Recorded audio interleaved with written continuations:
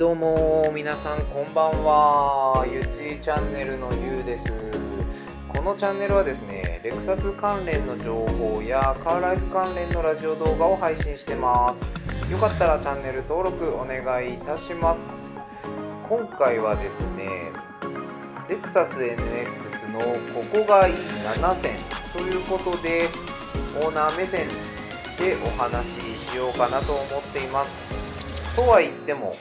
完全に主観でお話ししますので、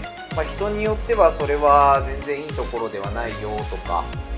そういうふうに思わない項目もあるかもしれないですけど、その辺は完全に個人的な趣味趣向ということでご理解のほどよろしくお願いいたします。では早速ですね、NX のここがいい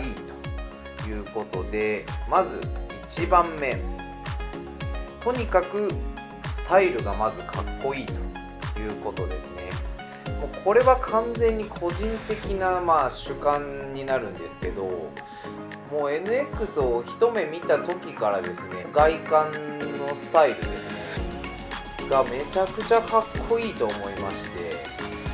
本当は LBX の発売を待とうかなとも思ったんですけど、やっぱりディーラーで NX を生で原車を確認したんですけど、もうその時に三眼のヘッドライトとですね、リアのテールランプっていうんですかね、一文字と左右に L 字のテールレンズがあるんですけど、やっぱそのスタイルがまずかっこいいっていうのと、でフェンダー部分の張り出しと、あとキャラクターラインがですね、綺麗に陰影が出るんですよね。でそこがもうものすごくやっぱりどこから見てもかっこいいんじゃないかなと個人的に思ってます。なんで1つ目はもうとにかく、そのスタイルがかっこいいってことですね。で2つ目なんですけど、走りがやっぱすごくいいです。で何が具体的にいいかっていうと、僕前の車が日産のセレナっていう車に乗ってたんですけど、SUV とミニバンをね比較するのはちょっと違うかなっていうのはあるんですけど、排気量も全然違いますし、 2000cc セレナは 2000cc の NA ガソリンのエンジンでしたし、で NX は 2.5 リッターのハイブリッドモーターっていうことで、もうエンジンのね出力自体も全然違うんであれなんですけど、車重とかもとにかくやっぱり走りが滑らかですね。で加速に関しても日常街乗りで使う分には、高速での合流とかでも全然不満はないです。でめちゃくちゃ静かに走ってくれるので、もう出足もスルスルスルスルスルと加速していくような感覚ですね。もう気づいたらあれっていう、もう一般道の制限速度まで出てるみたいな感覚になってます。やっぱその辺はもう前の車とは段違いでいいですね。本当に不満はないです。走行性能に関しての不満は全然ないです。運転しててもハンドルが若干やっぱり重たいなって僕は思ったので、前の車と比べるとしっかり真ん中を走ってくれるっていうか、あんまりブレないっていうんですかね、ハンドルが。だからすごい安心してまっすぐ走れるっていう、そういうところもすごくいいなと思いました。で NX のいいところ3つ目なんですけど、もうやっぱ乗り込んだ瞬間ですよね。もうナビがでかいと、本当にナビがマジででかいんですよ。14インチの、モニターがついてるんですけど、これがですね乗り込んだ時のもうインパクトが、もうまずはもうナビに、初めて乗る方はね多分ナビのでかさにまず目がいくと思うんですよね。で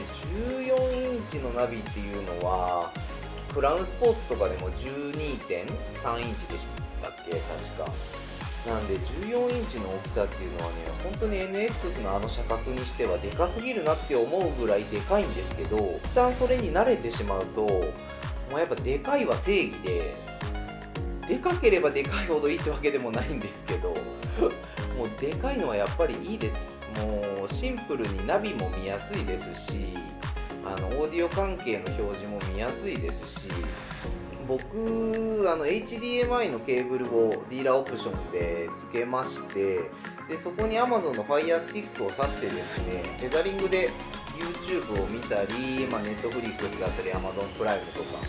そういったのを再生したりしてるんですけど、もちろんテレビキャンセラーもディーラーオプションで付けないと走行中は見れないので、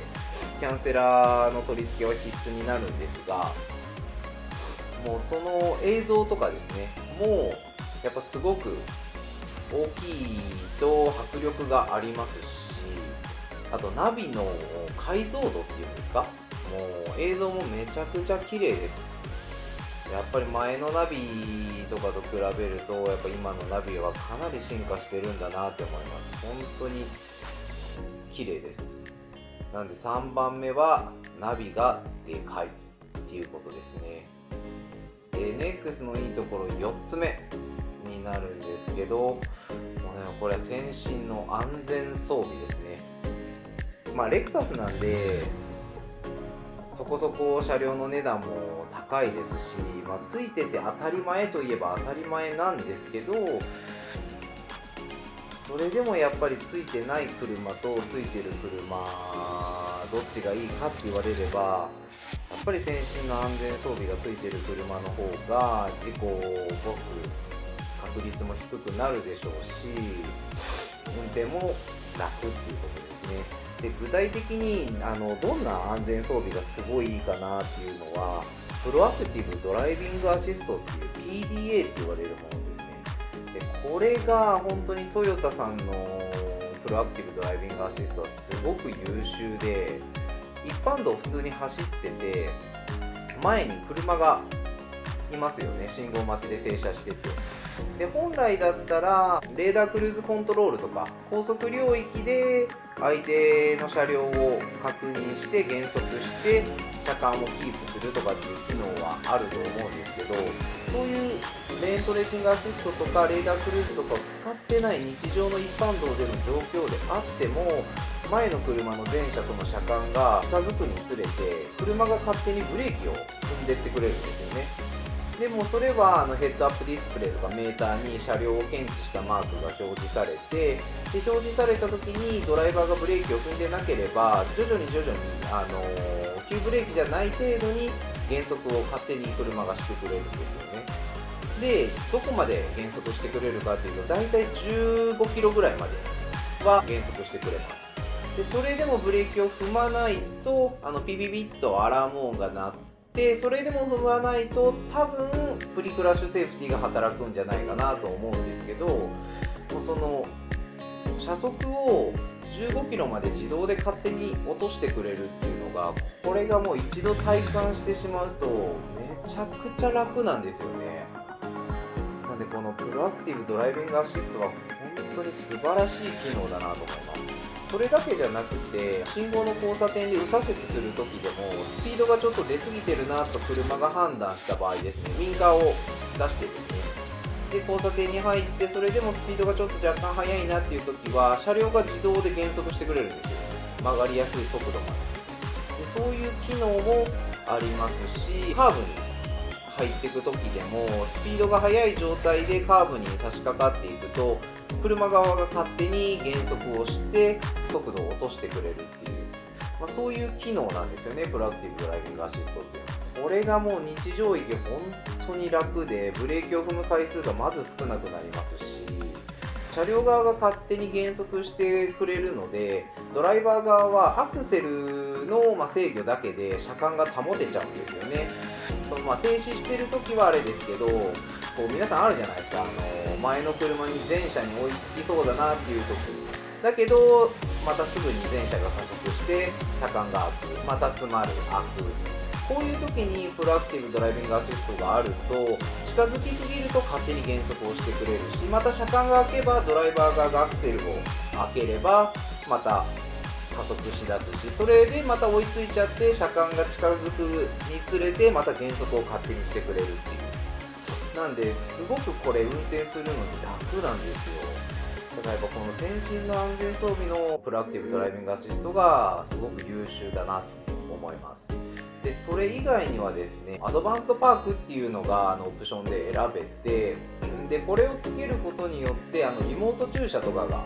可能になるよっていうことなんですけど、ぶっちゃけリモート駐車はあまり使ってないんですが、これの何がいいかっていうと、周囲静止物センサーが横にセンサーがつくんですよね。でそれがつくことによって内輪差で内側をガリッとやっちゃうとかですね、バックの時にも内側をガリッとやっちゃうとか、そういう時に自動で緊急ブレーキが作動してぶつかる手前で車両が止まるんですよね。でこれがあることによってガリ傷を作ったりすることが限りなくゼロに近くなるというのがすごくこれありがたい機能です。でそれとですね、これ安全装備とはちょっと違うんですけど、リモートエアコンですね。今発売されてる新車とかだと、ホンダとか日産とかもそうなんですかね、トヨタにもあると思うんですけど、リモートエアコンってやつがすごい優秀で、携帯のアプリで遠隔でエアコンをつけたり、デフロスター入れたり、シートヒーター入れたり、ベンチレーション入れたり、いろいろなことがエアコンの操作系でできるんですよね、車両の。でもちろんエアコンとかシートヒーターとかそれだけじゃなくて、車のロックだったりだとか、あとサンルーフが開きっぱなしになってたらそれをお知らせで通知してくれたりだとか、車両の異常とか、あと GPS で追ってますので、車両が今どこにあるのかとかいうのもアプリで確認できるんですよね。でセキュリティもしっかりしてて、マイカー自動ロック機能っていうのがあるんですけど、ドライバーが設定した暗証番号を打たないと、その手動ロックをアプリで入れるとですね、車がですね乗り込んだ時にエンジンをかけようと思っても、ドライバーが任意で設定した暗証番号をナビ画面上で入力しないとエンジンがかけられないっていう、それがマイカー自動ロックって言われるようなものなんですけど、これもアプリの機能の中の一つとしてあるんですよね。だからそういったのを含めて、このリモートエアコンというかアプリですね、遠隔のアプリがめちゃめちゃ優秀で、冬場の今1月なんですけど、この寒い時期にはもう暖房を入れてあったかい車に乗り込めると。で夏場は夏場で、もう日本の夏ってめちゃくちゃ蒸し暑くて不快じゃないですか。でその中でもう先にエアコンをかけておけば、蒸し暑い車に乗り込んでエアコンをマックスでかけて窓を開けてなんていうことをしなくても快適な車内に乗り込めるっていう、そういうのを一度経験してしまうともうすごく快適です。でそれがすごくいいなと思います。これがレクサス NX のいいところ4つ目ですね。で5つ目はなんですけど、これも個人差がありますかね。内装がおしゃれっていうのと、あとアンビエントライトもすごく良くなったよっていうところですかね。で僕が購入させてもらった車両は NX の、バージョン L、350H のバージョン L という車両になるんですが、内装色はヘーゼルですねを選んだんですけど、またこの色味がすごくなんていうんですかね、明るい色味で、車内がすごく明るいんですよ。で A ピラー、B ピラー、C ピラー、天井もしくはサンバイザー、そのあたりも全部ヘーゼルなんですよね。でこれがまた車内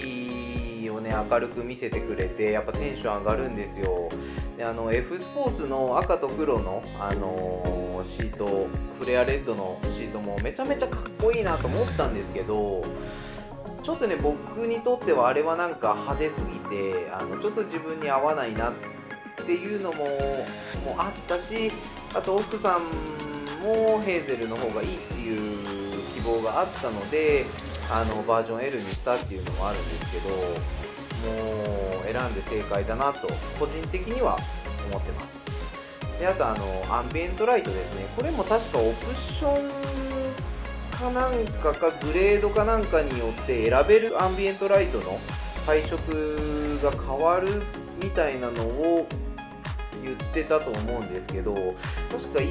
50色だったかな。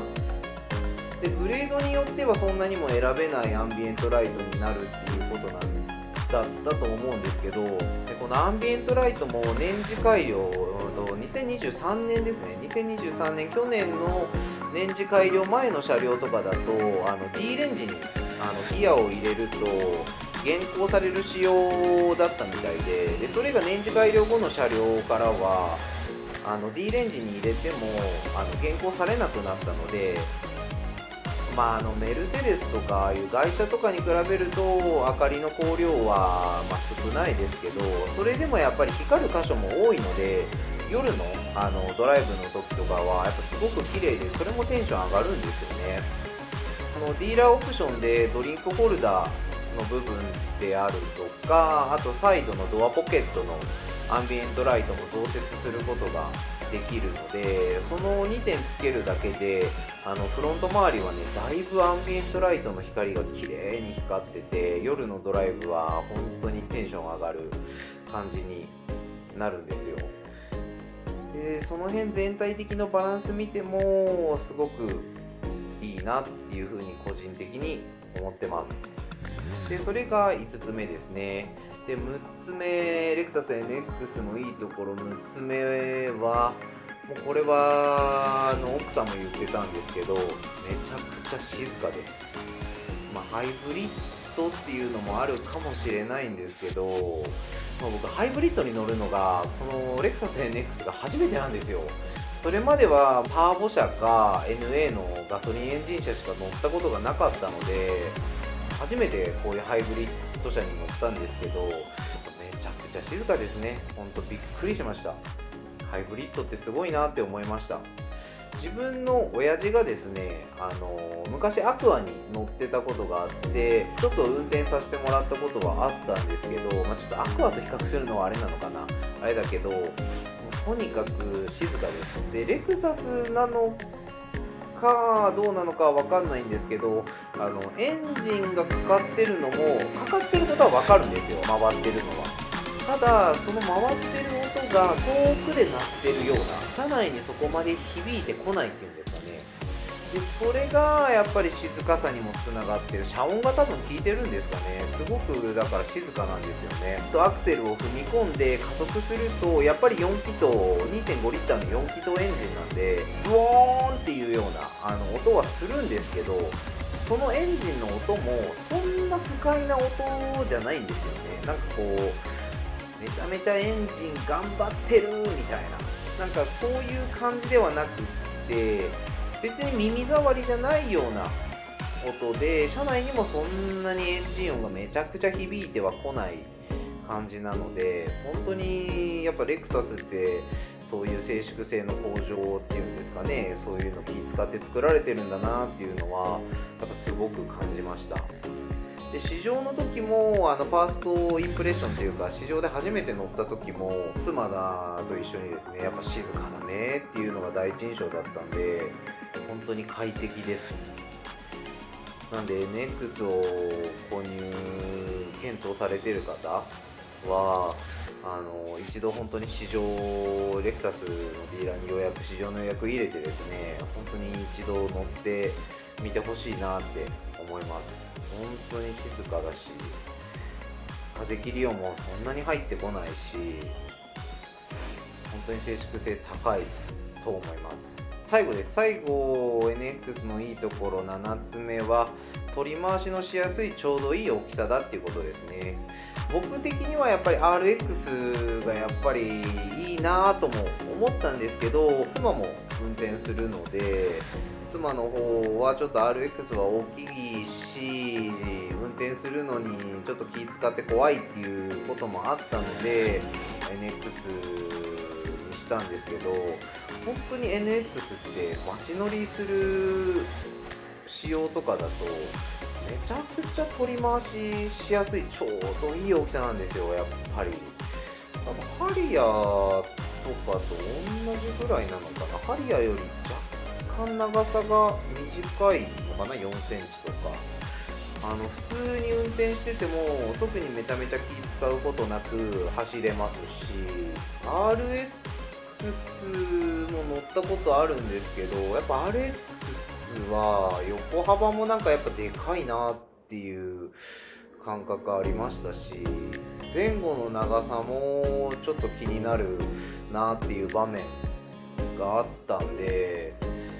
本当に NX はねちょうどいいんですよ。女性でも運転そんなにしたことがない人でも普通にスムーズに乗れちゃうんじゃないかなと思います。なんで最後7つ目が取り回しのしやすいちょうどいい大きさっていうことですね。でこんな感じで NX のここがいい7選っていう形で完璧に個人的な、趣味主観でお話しさせてもらったんですけど、これ以外にもね細かい